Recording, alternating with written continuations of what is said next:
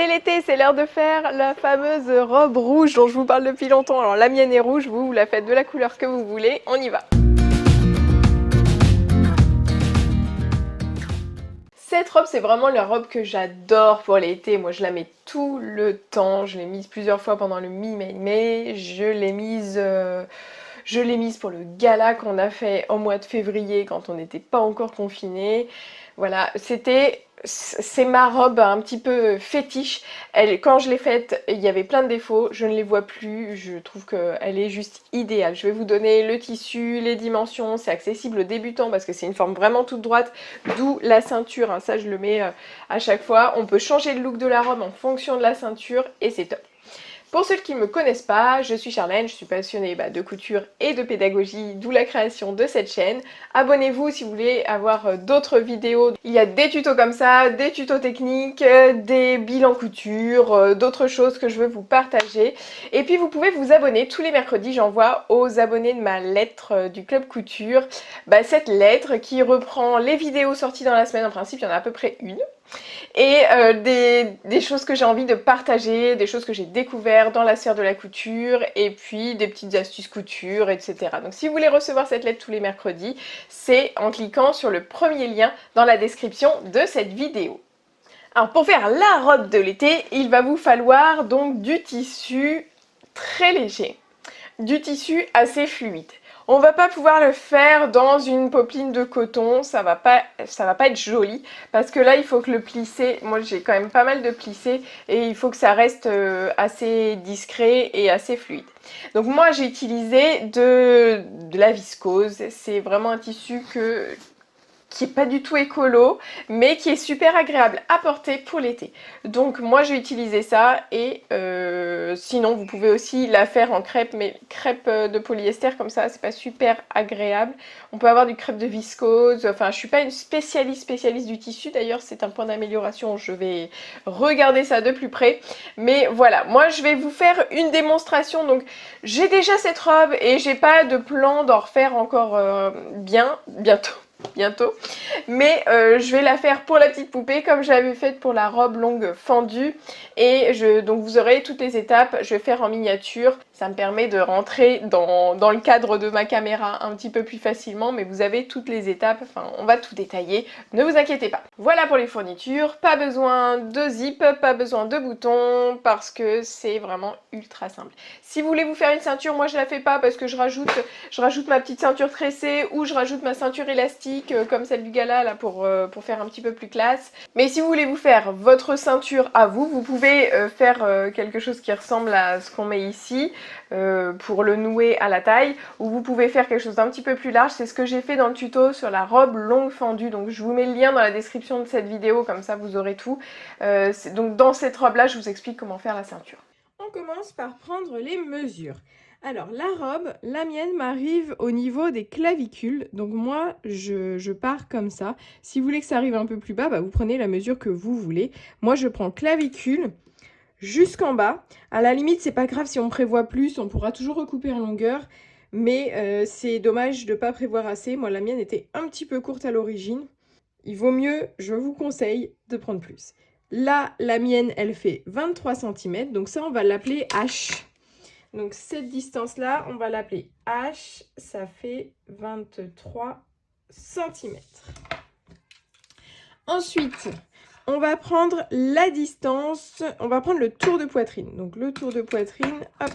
Pour faire ça, on doit mettre vraiment à l'horizontale et faire tout le tour au niveau de la pointe de poitrine. Voilà, donc là j'arrive à 15,5. Donc ça, je l'appelle TP pour tour de poitrine. Ensuite, qu'est-ce qu'on va faire? On va mesurer la distance entre la clavicule et la pointe poitrine. La clavicule et la pointe poitrine. Et donc ça fait 3 cm. Donc ça va être... on va l'appeler B. Ça n'a rien à voir, mais c'est pas grave. Donc ça fait 3 cm. Donc j'ai repris les distances là que j'avais notées pour réponse. Voilà, H 23 cm, le tour de poitrine, et B qui est la distance clavicule point de poitrine. Et puis pour moi, donc je vais vous mettre aussi mes mesures. Pour moi, H, c'était 130 cm. Donc c'est valable pour une taille 34, 36, à mon avis, jusqu'à un 38, 40, c'est bon encore. Hein. Moi, j'ai pris modèle pour ça sur une robe du commerce, que j'ai acheté sur le marché et il disait taille unique. Alors bon, voilà, moi je vous fais un truc où vous pouvez un peu plus personnaliser. Donc tour de poitrine, pour moi c'était 80. Faites-le avec un soutien-gorge, quelque chose comme ça. Enfin, en tout cas avec le sous-vêtement que vous allez porter au moment de porter votre vêtement. Le tour de poitrine, vous allez le noter là. Et la distance B, donc moi, elle était égale à 16 cm. Alors ça, c'est propre à chacun. Donc la distance entre la clavicule et la pointe poitrine. Donc au niveau des dimensions, donc on imagine que ça, c'est votre tissu, avec la laisse dans ce sens-là, là, les lisières. Et on va plier ce tissu-là pour découper 2 rectangles. Pourquoi 2 rectangles? Il y a un rectangle qui va faire le devant et un rectangle qui va faire le dos. Donc nos rectangles, on va les découper en les pliant comme ça. Donc on va plier le tissu en 2. Et donc on va faire un rectangle comme ça. Donc en fait, on va avoir notre tissu qui va être donc plié en 2 à ce niveau-là. Là, on aura donc la pliure. Souvent, on fait ce symbole-là. Donc ça, c'est pour la pliure. Votre tissu-là, en hauteur, il va faire... Donc la hauteur du rectangle, ça va être votre hauteur H, plus 7 cm. Pourquoi? Parce qu'on va prévoir 5 cm d'ourlet en haut et 2 cm d'ourlet en bas. Donc, enfin, c'est pas un ourlet en haut, c'est pour faire la coulisse. Voilà, et ensuite ici en largeur, alors je vous ai fait une petite formule. Pour moi, ici, c'était 1/4 du tour de poitrine plus tour de poitrine sur 2. Alors tour de poitrine sur 2, en fait, ça c'est l'aisance. Cette partie-là, c'est voilà, c'est pour pas... Si on faisait 1/4 du tour de poitrine, c'est quelque chose qui va nous mouler à la poitrine. Et c'est pas ce qu'on veut. Donc moi, j'ai rajouté en fait le tour de poitrine divisé par 2. C'est ce que j'ai dans mon aisance de robe. Vous, si vous voulez avoir la même aisance que moi, vous faites cette formule-là. Sinon, je vais vous montrer quelque chose. Donc là, voilà la formule. Pourquoi on fait 1/4? C'est parce que en fait, le tour de poitrine, ça fait tout le tour de nous-mêmes. Divisé par 2, c'est quand on prend donc le devant et le dos, c'est tour de poitrine divisé par 2. Et là, je divise encore par 2 parce que je plie mon tissu en 2. Donc, c'est pour ça que j'ai 1/4. Voilà, donc moi, j'ai plié mon tissu comme ça. J'ai réussi en fait à plier mon tissu de cette manière-là parce que avec ma petite formule, là, ça me faisait quelque chose entre 30 et... Oui, ça faisait quelque chose comme 30 cm pour chaque rectangle, comme ça sur le côté. Et donc du coup, je pouvais mettre les deux dans la laisse. Donc j'ai eu mon devant d'un côté, mon dos de l'autre. Et j'ai juste cette hauteur de tissu m'a suffi. Donc en fait, j'ai utilisé H plus 7 cm de tissu. Plus un petit peu pour faire la lanière au cou. Et si vous êtes plus large ou si vous voulez la même aisance que moi, et cette petite formule-là vous indique que vous ne pourrez pas faire 2 fois la découpe dans la largeur comme ça, et bien dans ce cas-là, vous faites une seule fois la découpe ici et vous devrez faire une deuxième découpe dans le reste du tissu. Donc du coup, vous aurez besoin de 2 fois cette longueur-là de tissu. On commence donc par découper nos 2 rectangles.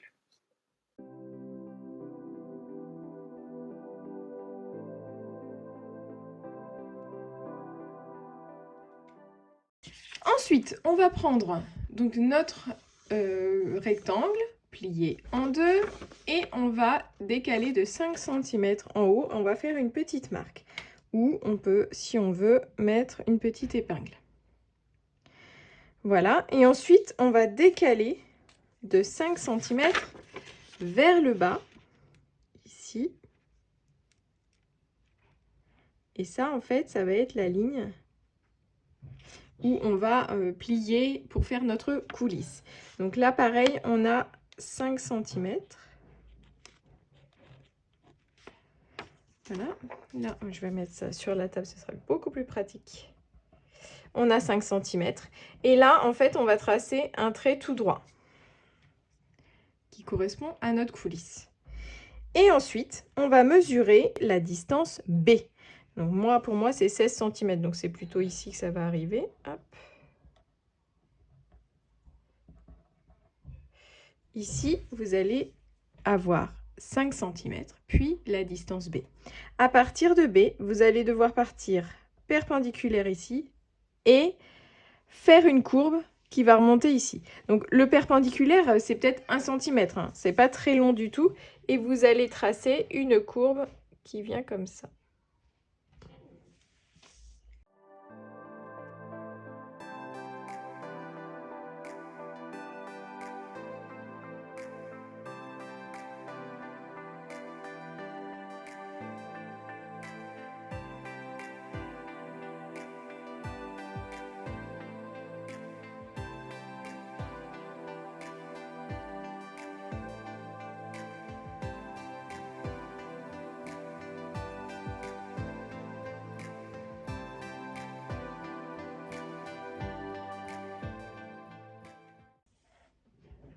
La petite astuce, c'est d'utiliser ce que je viens d'enlever là comme tissu et de le reporter sur le deuxième panneau.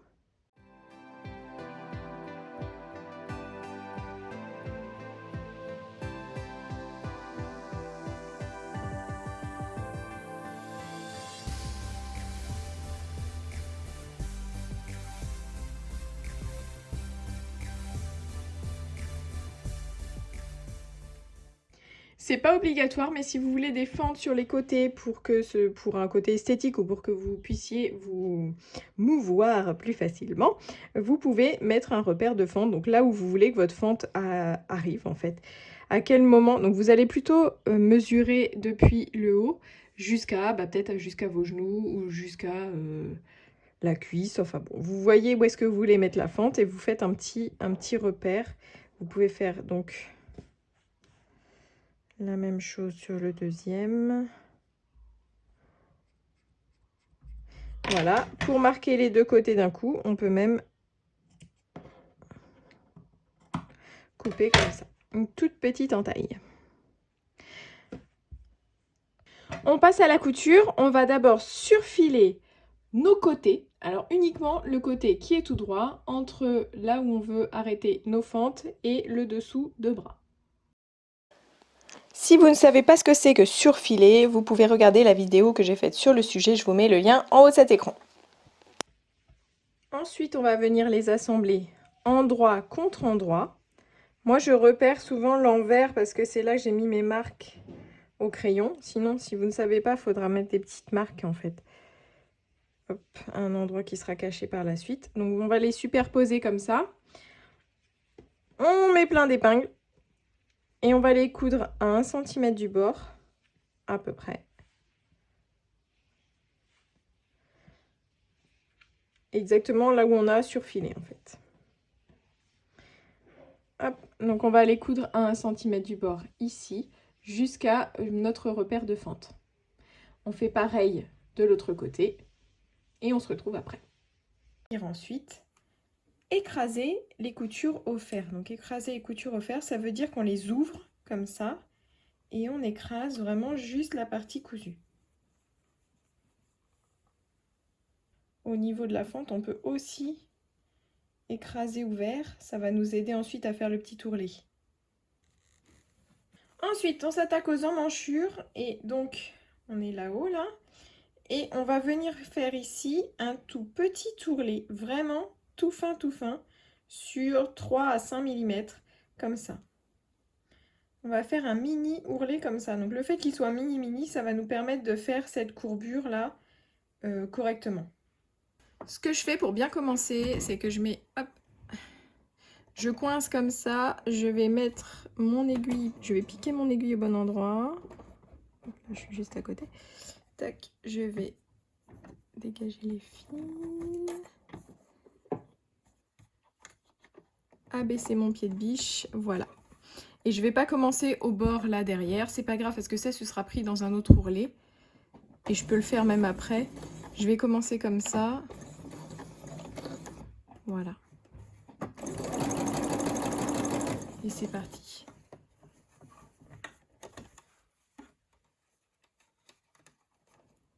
et j'enroule en fait au fur et à mesure. Voilà. En piquant vraiment au bord de mon ourlet. Je peux avoir quelque chose qui va pas être bien plat comme ça, c'est normal. Donc du coup, je vais... Parce que là, on a un peu stressé le tissu à faire ça. Mais c'est pas grave, on va le repasser un petit coup. Pour lui remettre un peu tout ça tout bien droit. C'est pas mal, ça prend forme. La prochaine étape va être... Donc d'abord de couper les fils qui dépassent. Ça, c'est vraiment important pour y voir bien clair. Donc on coupe tous les fils qui dépassent. Et on va venir former notre coulisse en haut. Hop, on va venir former notre coulisse. Donc pour former la coulisse, c'est très simple, on va replier sur 1 cm, puis replier encore sur à peu près 2,5 cm. Et on va épingler comme ça tout le long. Voilà. Donc j'ai préparé mon ouvrage. Ici, je vais venir piquer à 1 mm du bord. Je tiens les fils au démarrage.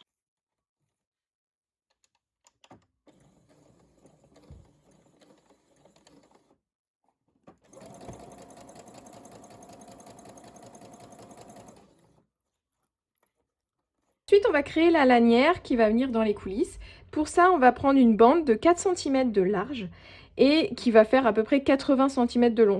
Pour avoir ma bande de 80 cm, en fait, j'ai plié mon tissu en deux et j'ai mesuré 40 cm. Et c'est beaucoup plus simple et précis parce que 80 cm, on a des chances de partir sur le côté. Là, c'est beaucoup plus simple. Elle fait 4 cm de large, je rappelle. Et maintenant, on va aller l'assembler. Donc, comment on fait? On va juste la plier en deux, endroit contre endroit. Et on va coudre à 1 cm du bord tout le long. Donc on essaye d'aller bien droit, on coud à 1 cm du bord tout le long. Moi je suis pas tout à fait à 1 cm parce que j'ai un modèle réduit, c'est normal. Donc, proportionnellement ça doit faire à peu près ça. Et ensuite on va retourner ça avec une épingle à nourrice que nous allons planter en fait dans la bordure et que nous allons ensuite passer dans le tube.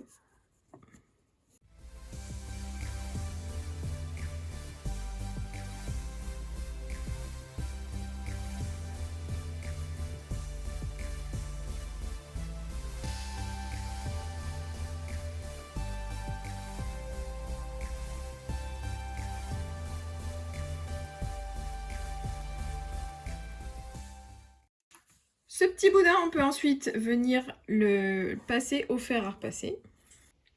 Et on n'enlève pas notre épingle à nourrice, elle va rester là et on va passer notre cordon dans les coulisses.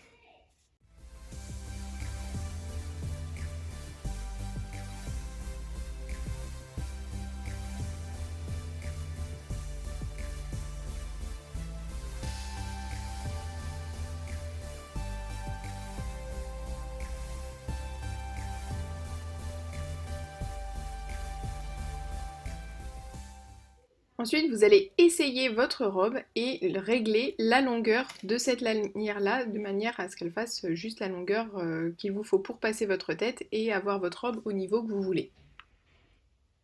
Et ce qu'on va faire pour les relier, on va en fait en rentrer une vers l'intérieur. Voilà, j'ai pas de moyen super simple pour faire ça.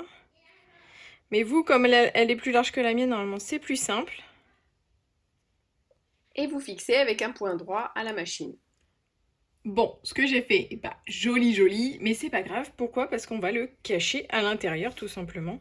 Je vais faire coulisser pour que ça rentre dans, principalement, alors je vais essayer de le mettre dans le dos. Et voilà, j'ai mon haut qui est terminé. C'est le moment d'essayer votre robe et de regarder la longueur. Donc là, ma longueur, elle est un petit peu trop longue. Donc je vais raccourcir de ce qu'il faut. Et puis après, donc il faut compter qu'on aura un ourlet qui va nous prendre 2 cm. Donc on va retourner sur 1 cm et encore sur 1 cm.